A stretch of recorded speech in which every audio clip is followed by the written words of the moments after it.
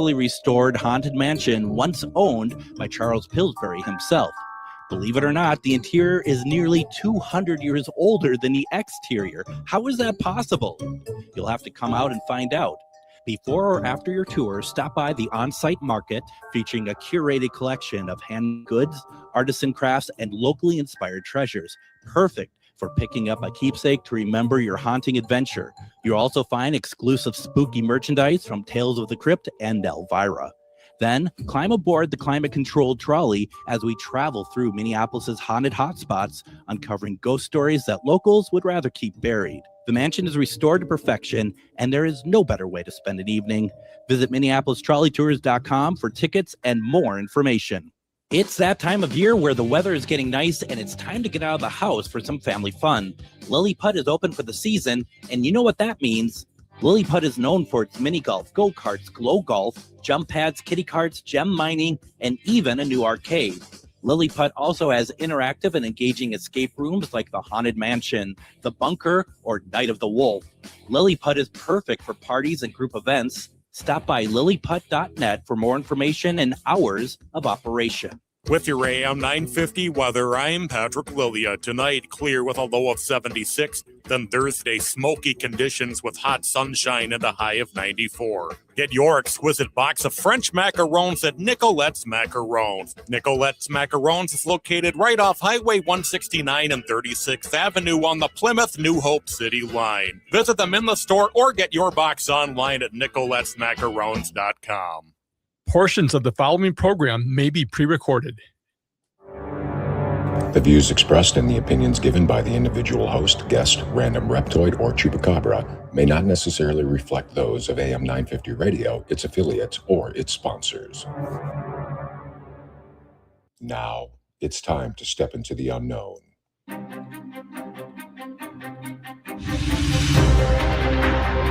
There are things people experience but never talk about. A shadow moving in the corner, flickering of the lights, a disembodied voice. We invite you to talk with us, share your story, share your experience, because this isn't just your story, this is our story. This is GhostBox Radio with Greg Bakun. And this is GhostBox Radio on AM 950, where every night we talk about the paranormal, ufology, Bigfoot, and so much more. My name is Greg Bakun. Thank you very much for joining us tonight.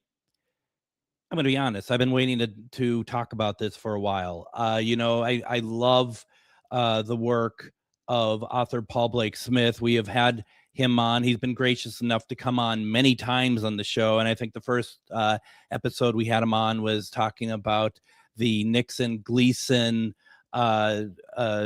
meeting of seeing the alien bodies. That's called the Nixon-Gleason encounter, and it's a great book, and it's such a great book to write about, a great subject to write about.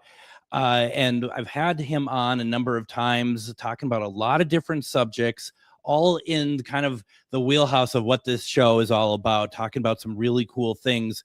And just very recently, through Llewellyn Worldwide, he has released a new book called The UFO Bombshell Before Roswell. And so that right away is interesting to me because next year is that'd be the 80th anniversary of Roswell, because that's 1947.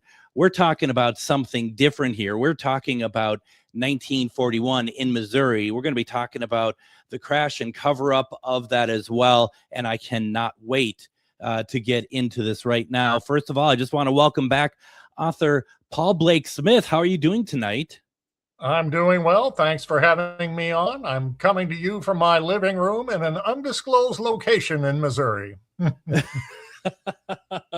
Well, and I'm happy to hear that. And first of all, since we've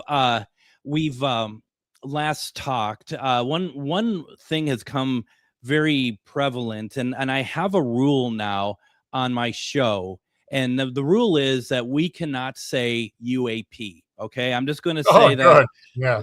We're not going to say it. The UFO is always going to be welcome here. UAP, that forget that. I am not interested in any of that. So I'm glad it's not called the UAP bombshell before Roswell. Thank you for not calling it that. So I quite agree. I don't use the term in my book. I think it's pretty lame. It could cover anything like swamp gas or a balloon or something like this. And we're talking about an object that defies our gravitational field and flies, and your typical saucer or perhaps triangular. In the case of 1941 Missouri, it was a disk, what they used to call in those days a lenticular aerodyne. that's crazy. I mean, and I mean, this is very early on. Well, relatively speaking, I mean, we've had sightings, well before that are documented, called other things as well, obviously, but the idea of Roswell kind of being the touch point of like the beginning of the UFO craze, but then something like this, what you're talking about in your book, obviously has to be of similar circumstance, similar scope to be able to be something worthwhile talking about. Is it like just is it like on par with Roswell or bigger, or what is it? Roswell may well have involved two craft that collided, and one came down in one location in a big debris field, and the other came down largely intact and was found at a later date. We don't really have that in Cape Girardeau. We have one disc that was cracked open, according to an eyewitness, at least one. And there was some shrapnel or debris, some metal in the soil, and 3 dead bodies. I think there were more than that found at Roswell. But we were 6 years before that, before the term flying saucer or UFO. I'll just throw out a quick story. I finally got to contact a woman who was 11 years old at the time of the crash. She said, I didn't see any disc, and my parents didn't take me to the crash site. But I distinctly remember the adults standing around talking excitedly about little spacemen in their little spaceship that had crashed on a farm not far from us. So I thought that was pretty authentic. She said, we didn't have terms like UFOs and flying saucers or nothing. We just called them little spacemen. So I thought that lended another bit of credibility to the story, just another little piece. And I've got lots of pieces of what you would probably call circumstantial evidence, but I think I make a solid case. And in court, many a case is won on circumstantial evidence alone. So here's, I got to thank Sinus Guy for keeping us honest here tonight, because Sinus Guy is saying, assume you're discussing the Cape Girardeau event. Why don't we start very much from the beginning of where this is, so that I think it's a good call out that we did. I kind of jumped us into it, maybe just a little bit further downfield than I expected. Okay, I'll start with my own personal story. I was born and raised in Cape Girardeau, Missouri, which has always been hovering around 40,000 people. I went to college there for 4 years as a mass communications major with an English minor. One of my classmates was none other than Cedric the Entertainer. Oh. He was a burly guy named Ced from St. Louis, and he was on the football team. And I noticed him, and he noticed me because we were in communications department classes together. But if I ran into him today, I'm sure he'd be like, who are you? But anyways, Cape was about 20,000 people on the banks of the Mississippi River in southeastern Missouri in 1941. And it was a heavily Christian community. And in the local papers, while researching this in April 1941, they would have attendance for all the churches in the newspaper. It was almost like tallying up a box score for the various churches and their Christian pastors, and who was doing a baptismal event, a revival and such. So that is an important factor in our story, because the main eyewitness in 1941 was a Cape Girardeau minister. He was a fundraiser at first for the Red Star Tabernacle, a huge wooden barn type church in downtown Cape Girardeau. And he got a call one night from someone associated with the police department, and off they went in a car. And he didn't tell his family where he was going. It was all quick, very quick. And when he got back later that night, he was pale and ashen and, just all shook up, as Elvis would sing. And they asked him, "Where have you been? What's going on?" And he says, "Well, I'll tell you this story once, and I'm never going to tell it again." And apparently he pretty much lived up to that promise. He said, "That phone call I got earlier in the evening around sunset, or a little thereafter, we were told that there'd been an airplane crash outside of Cape Girardeau. And so we got in his car, and my friend was a police associate and drove me out there about 12 or 13 miles from where I live in downtown. And so once they got out to the site, they were astonished to find the fire department was there fighting a blaze around this circular craft that had cracked open. And Reverend Huffman was his name, and he was brought in to give spiritual comfort and say some prayers, not only for what they expected to be human beings in an airplane crash in a broken state, or maybe some dead bodies, but also to offer comfort for any survivors who would show up on the scene, and they would be very upset. And in a Christian community like Cape, it makes perfect sense for Reverend Huffman to have been called in.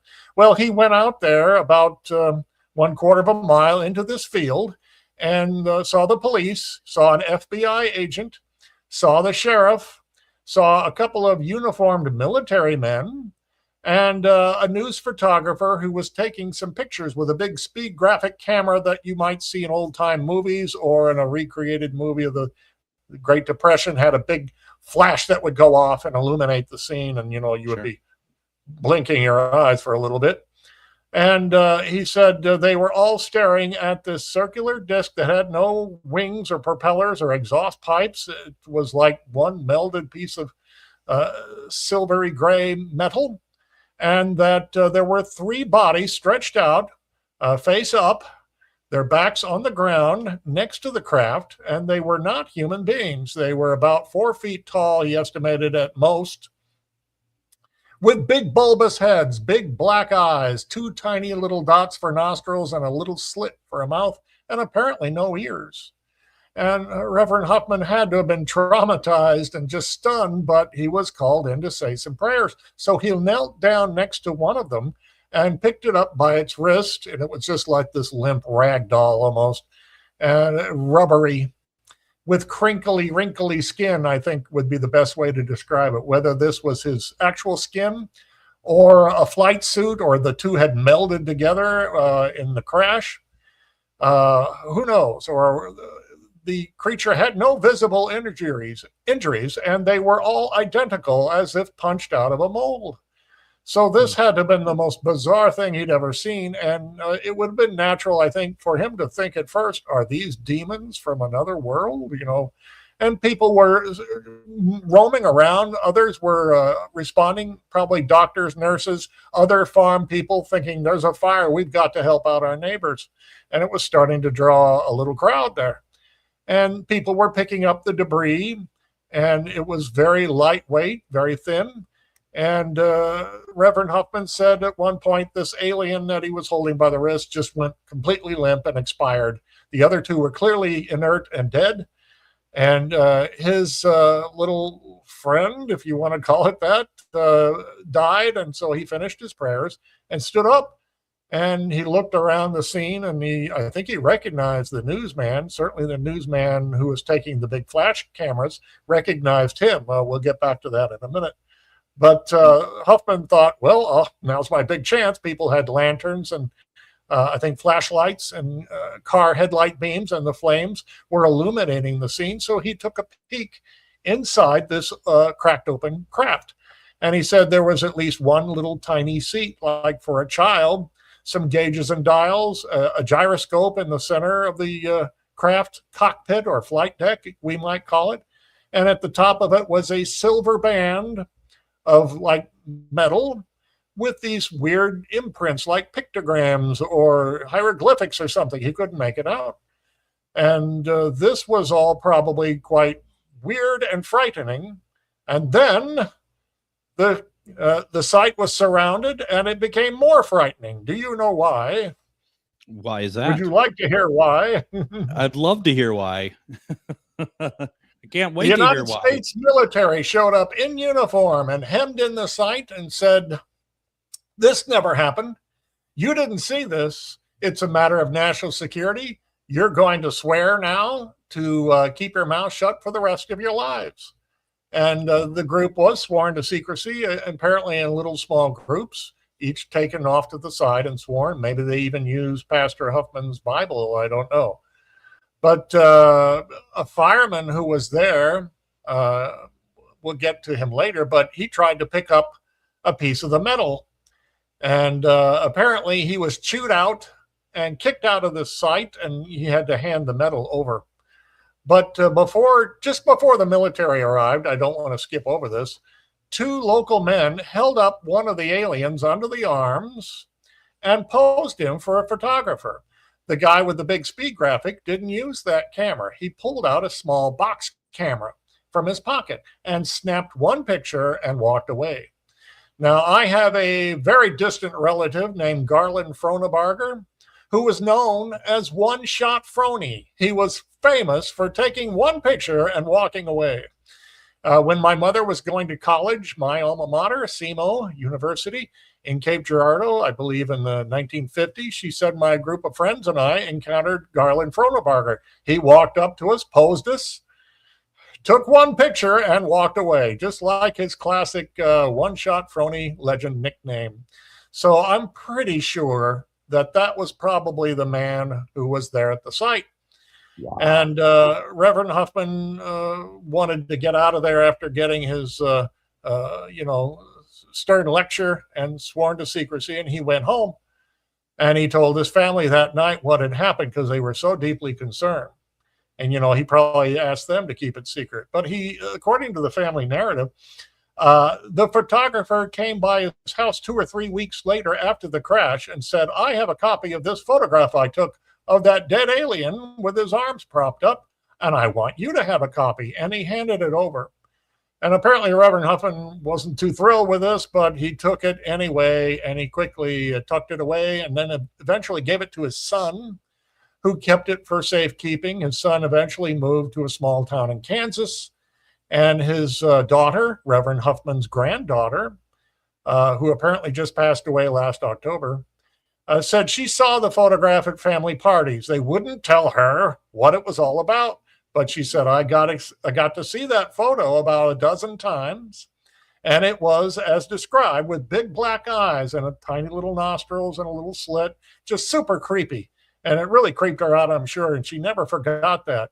But at one point in the early 50s, the family held a little family dinner party, and they invited over a neighbor who said, "Oh, let me see. I know nothing. I know something about photography. Let me have that picture. I've got a friend involved in like biology and zoology. He can tell us what this creature is, and we'll get back to you on this." And he took the photo, and he never came back. He left town that week, moved away, and never returned it. So there goes a solid piece of evidence. But remember, the photographer said, "I have a copy and I want you to have a copy." Makes me wonder, well, how many copies did you make? How many copies did you hand out to others? But if you look on the internet, you won't find that actual photograph. You will find some recreations for a sci-fi channel on a documentary that mentioned the Cape Girardeau crash and depicted it for about 2 minutes. And they show 2 men holding up this dead alien. And it's a pretty effective photograph. But to this day, the real one has not surfaced. So Reverend Huffman kept this story to himself, and his granddaughter broke the story 50 years later, and it began to be researched by famous ufology people like Dr. Stanton Friedman and Ryan Wood and Leonard Stringfield and Linda Moulton Howe. Yep. And when the fireman who was at the scene that day read some of these stories, he said, "I want my family to come in and talk to me here. He was ill with stage 4 cancer." And he says, "You know this Reverend Huffman story? I want to tell you this story is absolutely true. I was there fighting the fire. I saw the bodies. I saw the craft.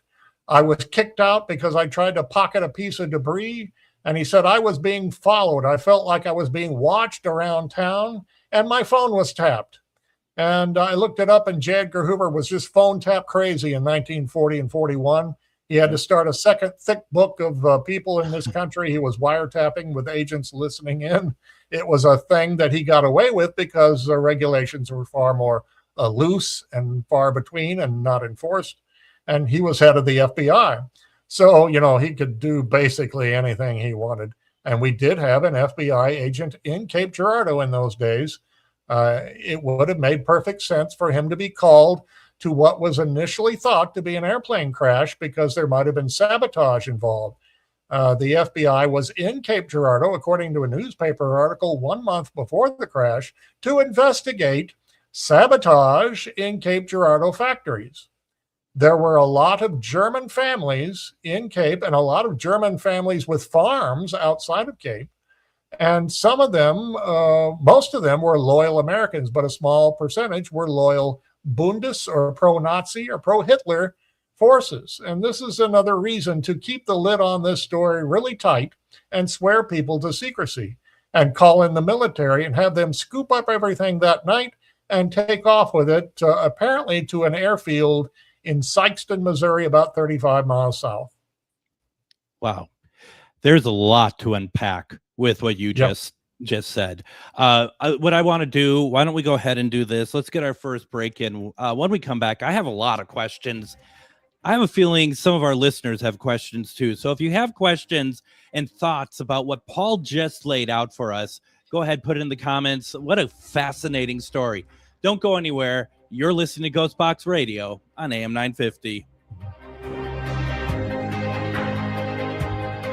Moonstone Minneapolis is a queer-owned, community-focused gift shop in South Minneapolis centered on curiosity, connection, and self-discovery. Explore astrology, tarot, crystals, herbs, mindfulness, and spiritual practices in a welcoming environment for all backgrounds and experience levels. Located at 3304 East Lake Street in Minneapolis, Moonstone Minneapolis also hosts makers markets, classes, and community events. Learn more at moonstoneMPLS.com and discover a welcoming place to explore with curiosity and respect.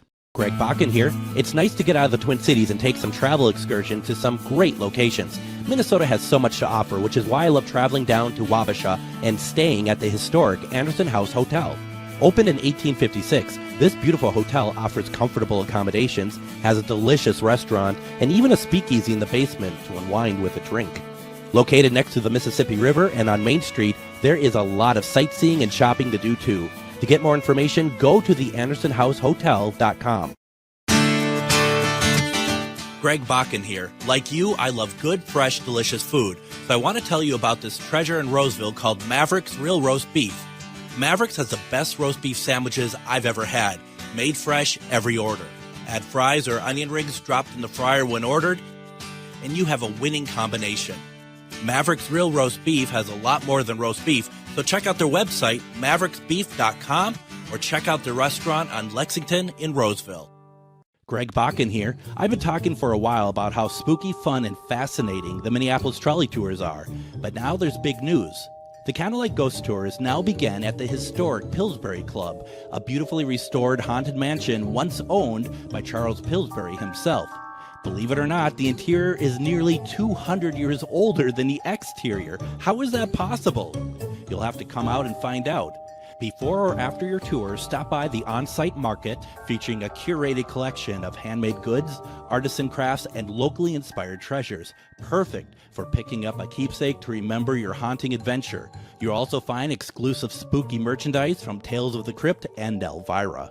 Then, climb aboard the climate-controlled trolley as we travel through Minneapolis' haunted hotspots, uncovering ghost stories that locals would rather keep buried. The mansion is restored to perfection, and there is no better way to spend an evening. Visit MinneapolisTrolleyTours.com for tickets and more information. Looking for something different for family fun, a night out with friends, or your next team-building event? Try the escape rooms at Lilliput.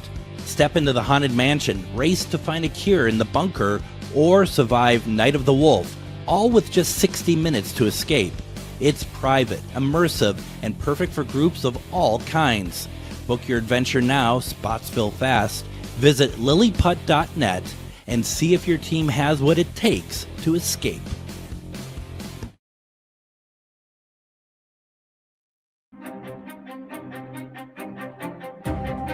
And welcome back to GhostBox Radio on AM 950. My name is Greg Bakun. Thank you very much for joining us tonight. Tonight, our guest is author Paul Blake Smith. We are talking about his newest book, The UFO Bombshell Before Roswell. And I just want to let people know this book is now available. You can get it on Amazon and other places.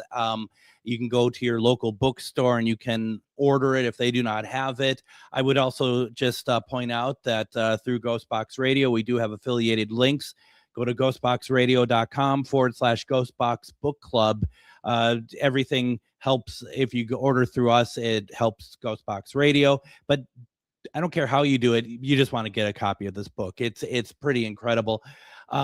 Paul, I have some questions in the comments. I'm going to get to that in a second. You know, one of the things that really, first of all, to see that you have almost a direct a connection, if you will, to this story itself is really pretty cool. But also the idea that, you know, we start getting ideas of what aliens look like more so after Roswell, but what is being said that's found in this crash is your typical gray alien, and this is documented before we go rampant crazy about this stuff in the 50s and 60s. I think that is really neat, actually. It is before it became common in the lexicon. The granddaughter Reverend Huffman in 1991, on the 50th anniversary of the event, wrote and described things as best she could. I would know all about the story from my grandfather if he had not quit his job. My grandfather was city attorney of Cape Girardeau for many years, but about a year and a half before the crash, my father and my grandmother talked him out of that job because he kept having to leave the house to go out with police on various cases that would end up on his desk. So the night of the crash, he may well have been called to go out to it, but he had changed jobs and he was a judge in Cape Girardeau at the time. So whether he learned about the crash, I don't know. He passed away in 1984, or 83, I think it was. So I don't have a great personal knowledge. My stepmother says, I'm not big on UFOs, I'm telling you right now, but I have heard this story when I was in Cape Girardeau High School in the 1960s. So I thought that's another piece of credibility that she's not really interested in this subject, but she wanted me to know, yeah, I have heard this story. And I'm told that Rush Limbaugh, the famous broadcaster who was my Little League umpire when I was a kid, was told also, or he said to friends, I was told of the crash in the 1960s when I went to high school too. So I don't know. I didn't get confirmation of that before Rush passed away. I wrote to him. I didn't get anything back. And it's really not something conservatives want to talk about, but I understand in 2007, he was throwing open his radio show, to callers, and one called in and said, Rush, what's up with the spaceship crash in your hometown? And he said calmly, there's more to this story than you might think. And then he moved on to the next caller. So he could have said, that's a lot of nonsense. It's just garbage, get out of here with that stuff. But he didn't. He could have denied it right away. So again, that lends a little credibility, another little piece of the puzzle. There are other bits and pieces that you'll read in the book, and we can get to some of them. One of my favorite stories was this German scientist named Dr. Otto Kraus, who was at a 1962 atomic bomb test detonation in Nevada. And I found this rather obscure story, and I added it to the book. A photographer was playing cards with the scientist, waiting for this bomb to go off. And he said to the scientist, Otto, how did you finally get the atomic bomb perfected? Because I know for many years we had some knowledge, but we couldn't put it all together. And the German scientist just blurted out, oh, there was a spaceship crash in the Ozarks in the 1940s. And it was like, what? And the scientist said, a spaceship crashed in Missouri. So, you can't make this. Well, I suppose you could make it up. I don't believe it is made up. It's just another slice that this was a real life story. And 6 years before Roswell, it was hushed up for the good of the country by President Roosevelt and General George Marshall, who didn't want to set off a panic in the economic tenuous atmosphere as they slowly recovered from the Wall Street collapse of 1929, and the 1930s were an entire economic mess, and no one wanted to roil the market and, stir up a panic. So it was logical for them to cover it up right from the start. I would say so too. Normally, I'm not a fan of covering up information like that, and I don't, I don't think it should ever be totally covered up. But you're right. I mean, 1941, there's all sorts of scares going on, and kind of reminds me a little bit of the ambiguity around the battle for Los Angeles, which was 1943 or something like that. 1942, February of 42. Yeah. That's it. Okay. Which I always found very fascinating as well. And that's another thing that I've always considered to be a very ambiguous sort of moment in history as well. So, I mean, I can understand why that could have caused some sort of panic amongst American citizens. I'm glad you brought that up, because I've been researching the Battle of Los Angeles for my next book, President Reagan's Close Encounter. So I'll throw in that little pitch ahead of time, and maybe someday that book will get published as well. But to backtrack, we must remember the War of the Worlds controversy from 1938, I think it was. Yep. Just a couple of years before the crash, in which a radio show depicted alien creatures landing on a farm in America, and people thought this was a real story. It was just a radio play of an old book by H.G. Wells, in which the original story was set in a farm outside of London, but they transposed it to New Jersey. And some people did kind of panic or get upset about this story, and it was kind of blown out of proportion by Orson Welles as a great controversy that he had triggered. And this was another factor, I'm sure, that the American government thought, we can't tell them for real this story. It'll really set off a blind panic. And so people were sworn to secrecy. And that leads us to another sighting of the recovered disc and bodies that took place in Washington, D.C. I wonder if Greg would like to hear about that. I would love to hear about that. Thank you for asking. It involves another pastor. This one was Turner Holt, an Ohio pastor. He was the cousin of Cordell Hull, a very famous Secretary of State to FDR. And at one point during apparently the 1940s, Reverend Holt went to Washington, D.C., and his buddy, his cousin, Cordell Hull, said, I want you to come with me. And they went to the Capitol building, and out on the steps before they went inside, he swore him to secrecy. And like, what's this all about? He says, there's something I want you to see and give me your opinion on. So he took, Cordell Hull took his cousin, Turner Hamilton Holt, to the sub-basement down below street level at the Capitol building to an old storeroom. And in there were the parts of a metallic disc. It was opened or cut open in sections and in boxes. And there were 3 glass cylinders, glass jars, if you will, with 3 dead aliens, identical, big bulbous heads, big black eyes. You know the score. An exact match for Cape Girardeau. And they had no visible injuries.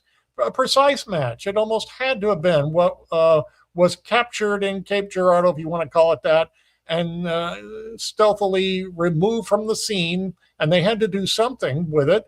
And the Capitol building is well guarded, and it's got a Army liaison office down below the basement, and it's got the Capitol Police and Washington, D.C. Police. So it was a place you might take it in the days before the CIA, before the Pentagon was even built, and the NSA was not around. Where else would you take this stuff and keep it for storage where you could send qualified political or scientific personnel down to this storeroom to take a peek? And that's what Cordell Hull did with his cousin.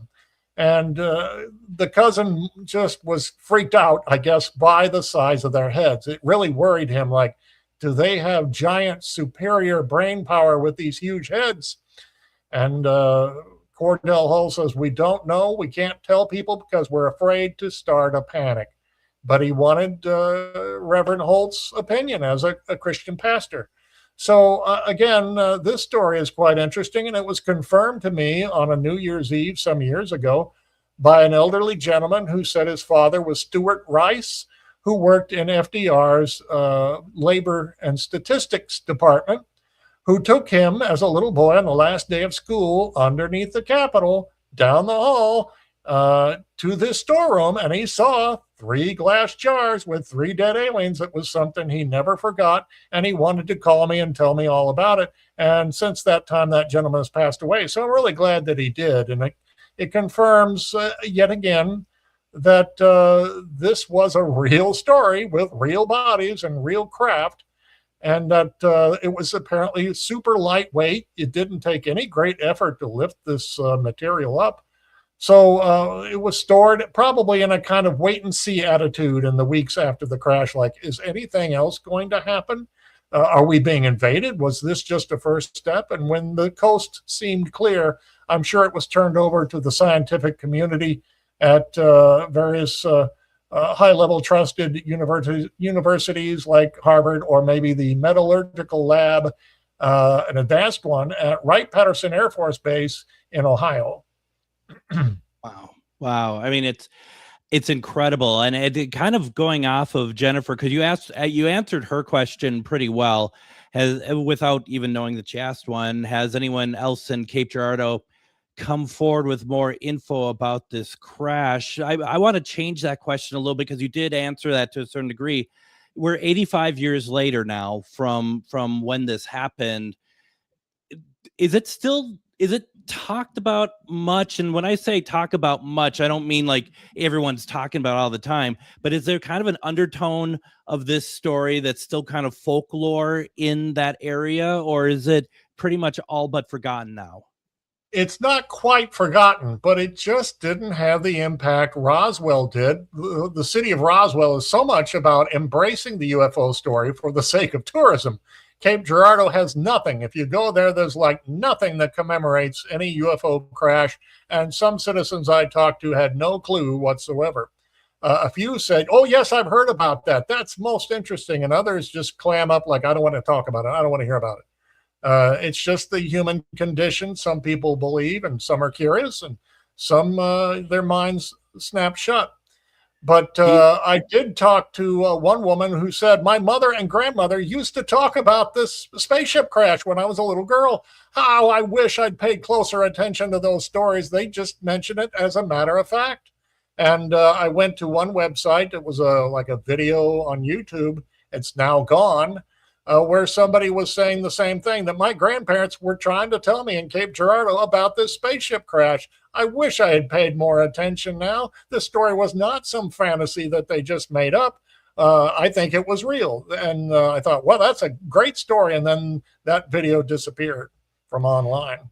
So I'm curious, and correct me if I don't quite have this right. It seems to me with Cape Girardeau, one of the things that was working in its favor that it doesn't get remembered as much is that it feels like that the military suppressed this story before it could get out too far, whereas Roswell, the story got out and then it had to be kind of reined back in. I mean, that's the difference, isn't it? Right. From the military response that night, the mention was, you're not to write about this and talk about this. This is not going to appear in the newspaper. Give us that film from your speed graphic camera. But the photographer who had lost his film that night, had his pictures taken away, still had that little brownie box camera in his pocket, and he snuck that out of the site. At least he had one piece of evidence for a while. But you're right, it was squelched right from the start. Now, I found an interesting story from the morning of Friday, April 25th, 1941. It made the Cape Girardeau newspaper, and it was about this giant, like B-17 or B-29 bomber airplane that was circling over the city at 9 o'clock in the morning. And over, and the story was about, are we about to be attacked or bombed by the Air Force? What's going on? So that did make the papers. It didn't say anything about a UFO, but you can imagine the Air Force would have wanted in broad daylight the next morning to take a good scan around the city and the countryside to see if there's anything else laying around. So that makes sense that we might be able to pin the date of the crash to Thursday night, April 24th. That's still speculation on my part, but I think it's pretty logical. That same time, while the airplane, the giant bomber, was with all the latest photographic equipment on board, very high-tech plane for its era, very noisy too, and very expensive to fly, was buzzing around Cape Girardeau. President Roosevelt held a press conference in the Oval Office. And I read an article that said reporters were a little surprised. FDR kept mentioning the need now for hemispheric defense. And that really wasn't what they were expecting to talk about. And FDR kept coming back to that theme. He couldn't come out and say, keep your eyes peeled for a spaceship from another world. They would have thought he was cuckoo. So, it was about vigilance and keeping the hemisphere, our hemisphere, safe from any sort of attack, from any source. So, again, you could attribute that to the ongoing European war. The Nazis were invading various countries and making a mess of Europe, or the Japanese Empire was militarily invading successfully many Asian countries. So we don't know even the cause of the crash, but there's a possibility it was hit by a stray shot of the ongoing war that America joined in December of 41, about 8 months later, when Pearl Harbor was attacked. But as of the spring of 41, we were still kind of supportive of democracies, but not involved directly.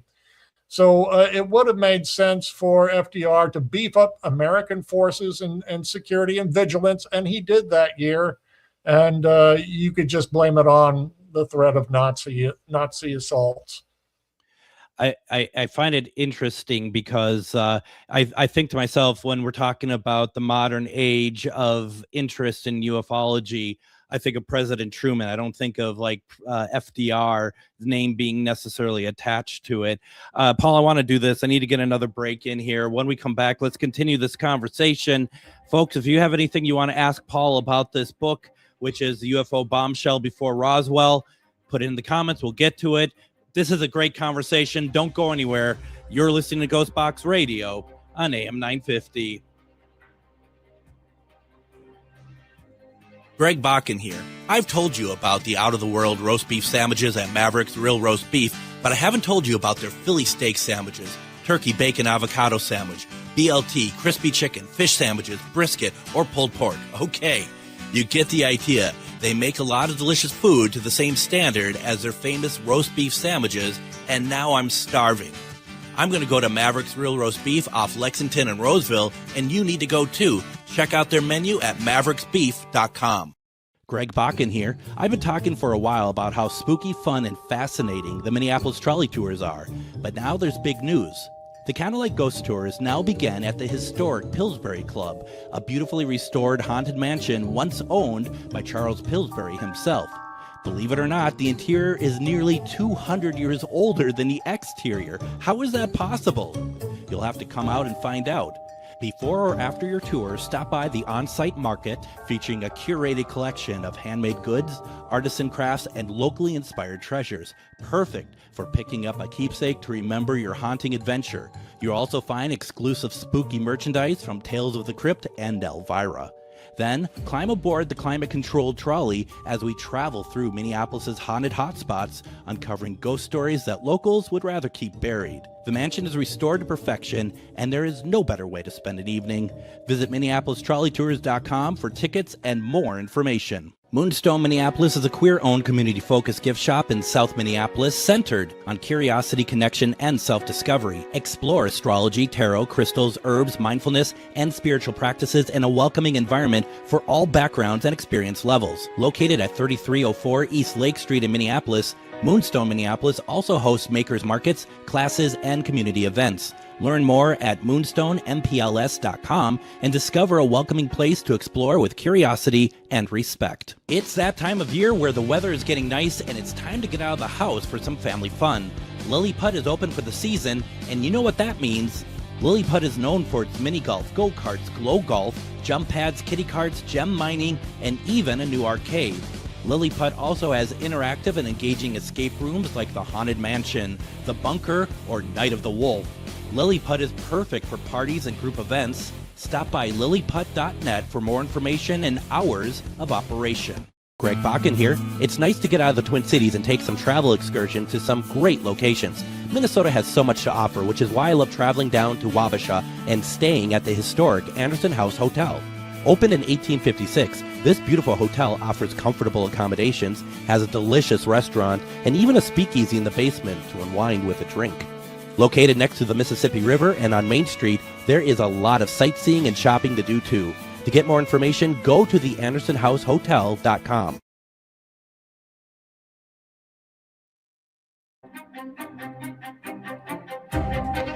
And join me tomorrow on GhostBox Radio with Greg Bakun. We are going to have on psychic medium Debbie Romero. We're going to be doing one-question readings. You know how this works. Put in the comments, or you can call in tomorrow with a question, and Debbie will let you know what she sees as the answer for your question. It could be anything about money, relationships, jobs, all that kind of good stuff. These are a lot of fun to do, and we hope that you join in. Debbie is very gifted and very good, and I think you're going to really enjoy that. So that is going to be tomorrow. Make sure that you check that out. I also want to make sure that people know, once again, the full name of the book tonight, because I've only been saying the UFO Bombshell Before Roswell. The full name of the book is the UFO Bombshell Before Roswell, Missouri's 1941 Crash and Cover-Up. Once again, this book is available on Amazon, Barnes and Nobles, all those great places. You may want to go to your local bookstore, see if they can order it. It's Llewellyn Worldwide is the publisher, so that shouldn't be a problem to get that as well. If you feel like supporting GhostBox Radio as well, please go over to ghostboxradio.com/GhostBox Book Club, and it's listed there with an Amazon affiliated link. All sales that go through that site directly help GhostBox Radio. However you do it, just get the book. It's well worth it.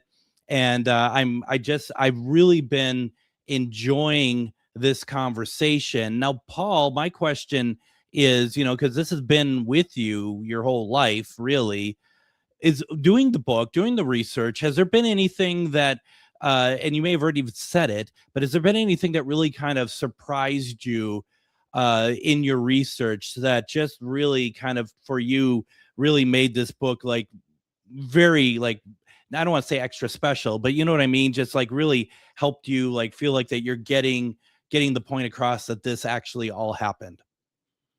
There was an online forum, and that's gone now too. I'm glad I printed up those pages some years ago from the Cape Girardeau area, and the subject strayed into the 1941 UFO crash, and a few people contributed information. And one of them said, I know a lot about it because my grandparents told me a little, because they were the ones who owned the farm where the crash occurred.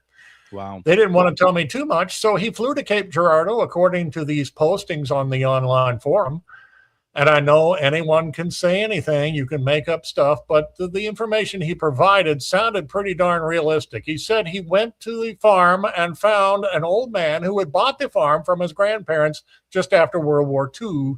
And the man said, I was digging a cistern in my backyard, and I found these small bits of metal, these little pieces of metallic debris. And he says, I couldn't cut them even with the sharpest cutters on the farm. And I couldn't bend them or crease them permanently. And he said there were little foreign symbols or imprints in the metal, and it was very strange. So he gathered them up, I guess, in a bucket or something, and stored them in his barn. And the guy who's writing this said the old guy wouldn't tell me what he did because the barn is now torn down. He got a new barn. And where this priceless debris and proof positive of the crash is now, he still doesn't know, but he said it's located outside Cape Girardeau, and he gave some directions not too far from Chaffee, Missouri, a small farming community to the south, and that all checks out, and I have it in my book that that seems to be the general site of the crash. Even if I knew the specific site, I would not tell you. And I don't mean you, but the whole world, because these properties are huge farmland, homes and businesses. And you can't have people just parking and just traipsing all over these crops and starting to camp out looking for alien bodies or digging in the soil. You'd be trespassing. You might get shot at by some hostile property owners. And what is more, I'm told if you go anywhere out there in the weeds or the woods or the crops, there are some really good sized copperheads and rattlesnakes. You better have some mighty thick boots, I was told. So I did stay away from traipsing around, and it's not something I recommend at all. There's no fencing that would keep you out, but I'm not going to give you any specific farm name. And I hope the people who own the farm preserve that area, but I wouldn't blame them for not coming forward if they knew the crash site had happened there. They're probably more scared of the government than any aliens coming down demanding the return of their fallen brethren. You know, and it's the thing about that too is I'm glad that you say that, because you would think that no one needs to go out there, and no one does need to go out there. But if you were to put that information out there, people would go out there. That's the sad thing about it, is that people seem to think that there's some sort of entitlement that, like, well, I'm going to go out there and I'm going to solve this mystery. They're like, they're Scooby-Doo or something out there. It's Yeah. like you're not, okay? It's funny, but it's true, because, you know, a lot of our attitude these days is rules are for everyone else but me, and I'll solve this myself and be the big hero. And I learned right away it's best to just kind of give a general location and keep it at that. I don't want to get sued. I certainly don't put anything in my book that gives you a specific pinpointed area.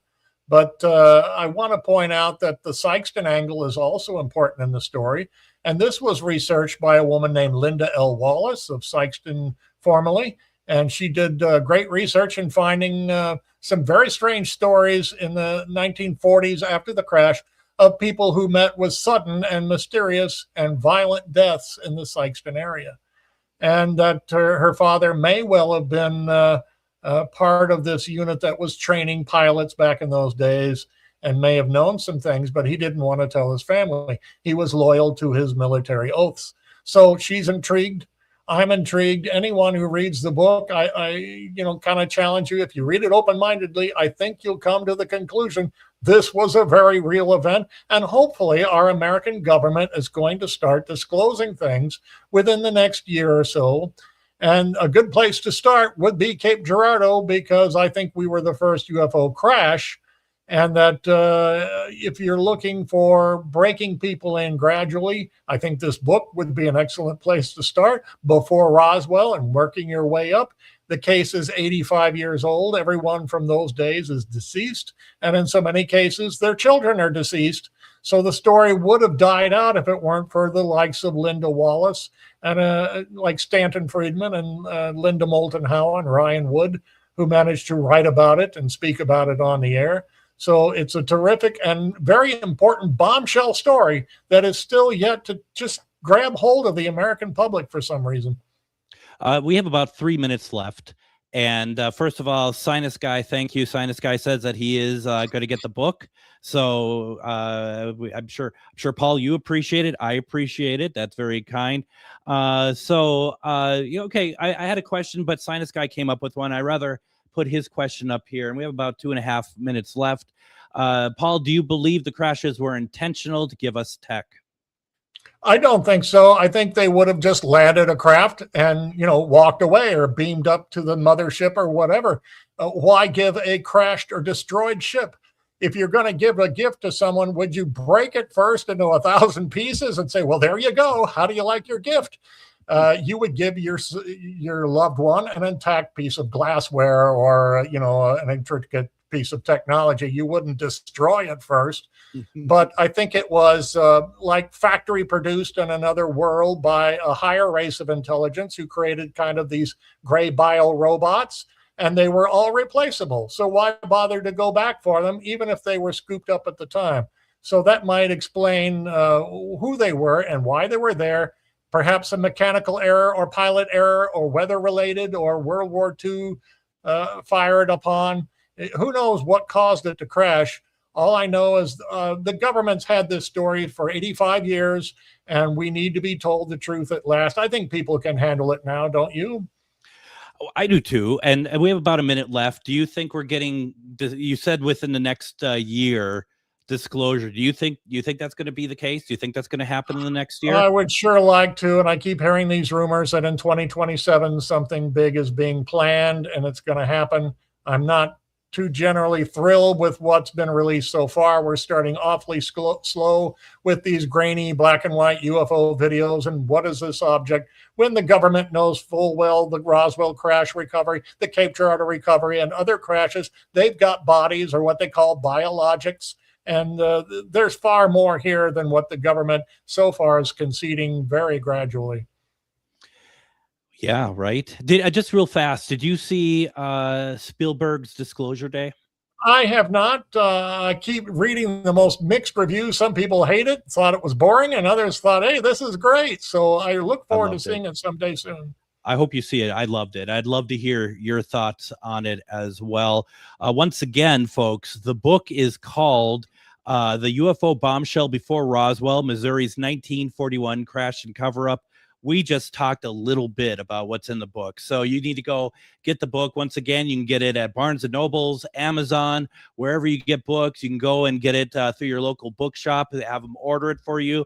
Also, feel free to go to our site, ghostboxradio.com/Ghostbox Book Club. You can get the affiliated link that helps my show directly.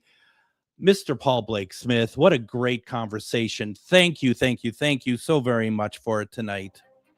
You're welcome. And as the readers will find out, I try to cram as much factual information, sources, and citations in my books that you get the real story and not just a bunch of flimsy conspiracy theories. Absolutely. We'll talk soon, Paul. Tomorrow, Debbie Romero, everyone, have a good night.